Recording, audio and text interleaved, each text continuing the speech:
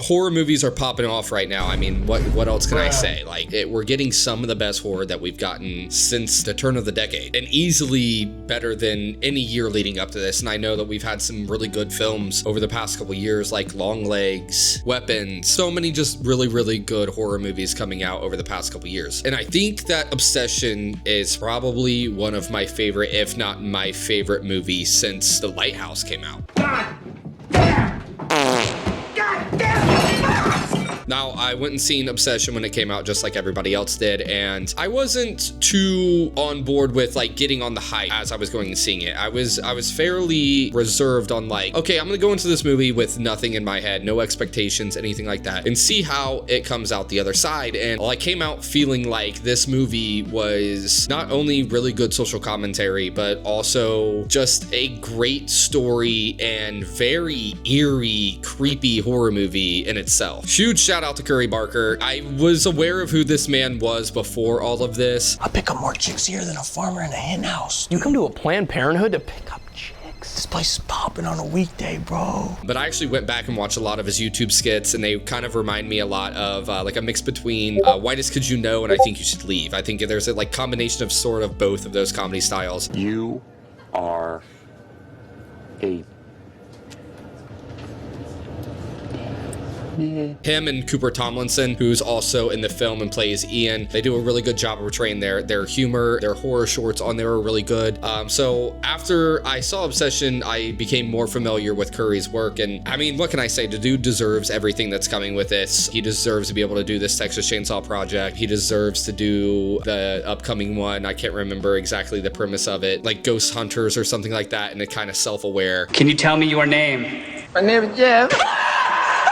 And let's take that note and move into how I actually feel about Obsession, because I feel like there are two different opinions coming out of this film, and mine is definitely one that I've seen but haven't seen a ton of, whereas the other one I have seen a ton of, at least on platforms like Reddit and stuff, which I know, I mean, I live on Reddit, but I don't think that anybody's opinion on Reddit is necessarily 100% correct in either direction. And before we get this kicked off, let's check out what magic card I have today. And because somebody got cursed in this film, we have ourselves a black cat there. Nice little black cat there. She's a zombie cat. Look at that, a zombie cat. But on a real note here, Obsession to me was very good social commentary on toxic relationships. I mean, all the credit in the world to Indy Navarrete, is that how you pronounce it? I do not know how to pronounce it correctly, but she deserves all the credit in the world. Nikki's character was awesome. She was, I mean, so convincing as an actress. She just put her all into it. So as I'm looking at this, Andy Richter being in this was so out of left field for me. As soon as I saw him, I was like, really? Andy, come on out.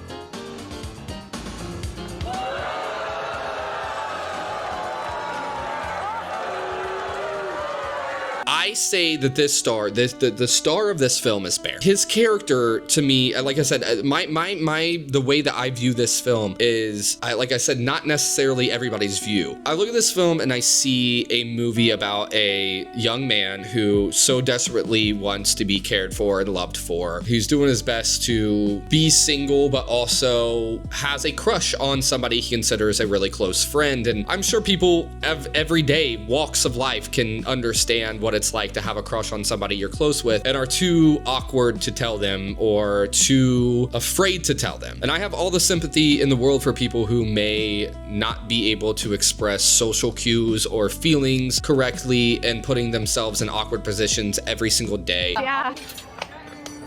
It's not their fault, and I felt like Bear was one of these people. The way I feel about Nikki is, well, Nikki was unfortunately, in my opinion, a friend who was not very good to Bear. Yeah, I'm not gonna say that she let him on or she owed him anything. She definitely did it. I'm not going down that incel bullshit, you know. If you could summarize your opinion towards women. Like what I think of them? Yes. I do think they are very important, but what I am saying, though, is he obviously liked her, and there was a point at the very beginning of the movie when she gets dropped off and she turns around and she says, "Do you like me?" or not, or something along those lines. And you can tell that Bear is awkward and is stuttering and can't really get it out, and so he plays it off as no, and she just gets mad at him. And it's like, girl, throw him a fucking bone. Please, just throw him a bone. Like, please, I'm telling you this, throw him a bone. Just be like, hey, I like you. Do you like me? Would you want to actually go out and try this sometime? But then you find out later in the movie that she's sleeping, and I'm not gonna say behind anybody's back, right? Because she didn't owe Bear anything. They weren't in a relationship. She was sleeping with Ian that entire time, in which, yeah, Bear maybe didn't deserve to know that, but they did kind of keep it under wraps and away from him, which that would make them bad friends, especially on Ian, who Ian is obviously meant to play the douchebag best friend, quote unquote best friend, because he knows that he can kind of walk all over Bear and do whatever he wants to do. I think the real victim in this entire movie is Sarah. I think that Sarah had to sit back and watch a guy that she genuinely cared about and saw as a good person end up breaking down for a girl who ultimately, yes, he put a curse on to like him, but that relationship started off normal, then it got toxic, and then she had to watch everything go to hell right before, well, I mean, the gnarliest scene in the entire movie. Can I talk about the prosthetic work? Holy shit. Boom, baby. Boom, baby. It's so awesome. It's one of the coolest kills I've ever seen in a modern film. Like, gory as hell, just straight to the punch. I love it. But she didn't deserve that. Sarah is the real victim of this movie. So where I'm getting at, my overall sense of how my opinion of this movie may different than others. What I heard from others was Bear was the bad person. Bear took a innocent person, Nikki, who had a choice in liking him or not, forced her to like him. Then, because of that, she was taken advantage of. I understand that premise, and I get that Nikki was suffering inside. Nikki didn't consent to the things that they were doing. Yes, I'm not saying you're wrong, and I'm not saying that take is wrong, because that take isn't wrong at all. I think that take is looking at things in the more whimsy, kind of mysterious way of his control with that. You're looking at the thing itself as his control. I look at this film as a young man who had a crush on a really good friend. That ended up working out, and they got into a relationship. It was not what he thought it was. She slowly became toxic and controlling and argumentative, but ultimately finding out that, like, she had done stuff with his best friend and everything like that. And so I view this movie as a young man who just still desperately wants to be loved, but unfortunately it didn't work out the way he thought it was going to. And I, again, think that's something that everybody can relate with, is being like, I really like this person, and I'm finally gonna put myself out there to see what will happen. You pretty much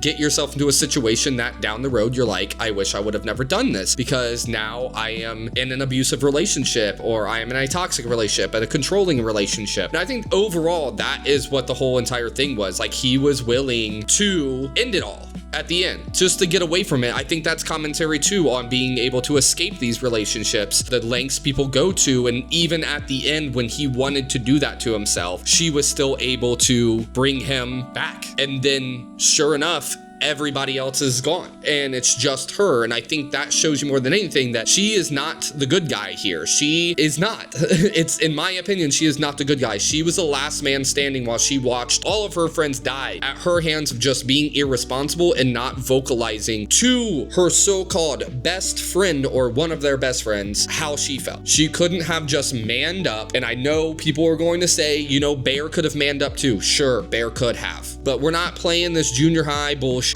Nikki could have straight up been like, hey, I like you. Do you like me? Can we go on a date? Or, hey man, I get the sense that you may like me and you may be afraid to say it, but I cherish you too much of a friend and I don't think we should be in a relationship. Then none of this would have happened. So overall, I'm not taking away anything from the story at all. I love both perspectives of this. I love people being able to, you know, straight up determine what they think a movie is about. I felt like this movie was a lot more slow burn, Hereditary style. Reminded me of an A24 film, but in reality, it was actually distributed by Blumhouse. So Blumhouse finally distributing something good, am I right?